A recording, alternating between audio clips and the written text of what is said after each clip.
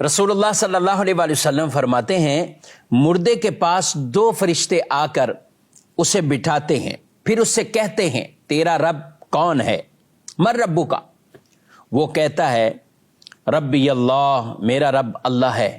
پھر فرشتے کہتے تیرا دین کیا ہے؟ وہ کہتے دینی الاسلام، میرا دین اسلام ہے۔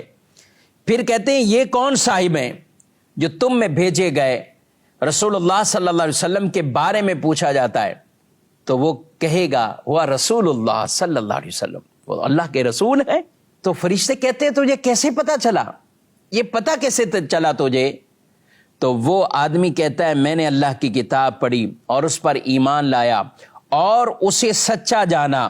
یہی اس آیت مبارکہ کی تفسیر ہے جو اللہ نے فرمایا یثبت اللہ الذین آمنوا بالقول الثابت فی الحیات الدنیا وفی الآخرہ، یعنی دنیا میں بھی انہیں ثابت قدمی عطا فرمائی اور قبر کے اندر بھی انہیں ثابت قدمی ایسی عطا فرمائی کہ یہ ان سوالوں میں بھی کامیاب ہو جاتا ہے، ان سوالوں کے جوابات میں بھی کامیاب ہو جاتا ہے۔ نبی کریم صلی اللہ علیہ وسلم فرماتے ہیں پھر آسمانوں سے ایک پکارنے والا پکارتا ہے اور اعلان کرتا ہے میرا بندہ سچا ہے، اس کے لیے جنت کا بستر بچھاؤ، اسے جنت کا لباس پہناؤ، اس کے لیے جنت کا دروازہ کھول دو، اس کے لیے جنت کا دروازہ کھول دو۔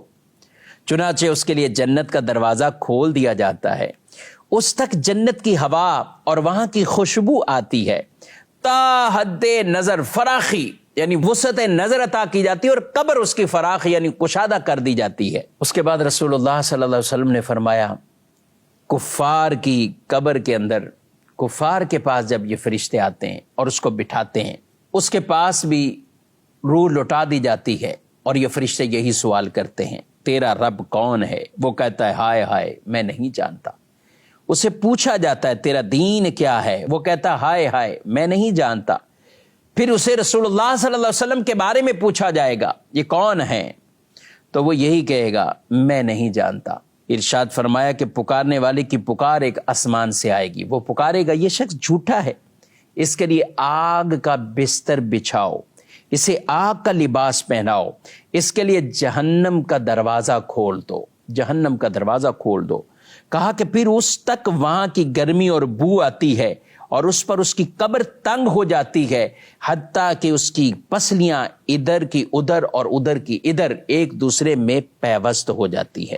اور پھر کہا کہ ایسے فرشتے اس پر مسلط کر دیے جاتے ہیں جن کے ہاتھوں میں لوہے کے ہتھوڑے ہیں اور وہ اس سے مارتے ہیں، اگر اس کی ایک مار پہاڑوں پر پڑ جائے تو وہ بھی مٹی بٹی ہو جائے، یوں اس کو مارا جاتا ہے۔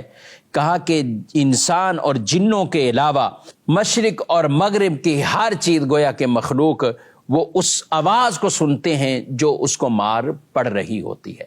اللہ ہمارے ایمان کی حفاظت فرمائے، ایمان دنیا سے سلامت لے کر چلے گئے، آخرت بھی ان ایمان والوں کے لیے ہے، قبر بھی پیارے محبوب صلی اللہ علیہ وسلم کے جلووں سے روشن اور منور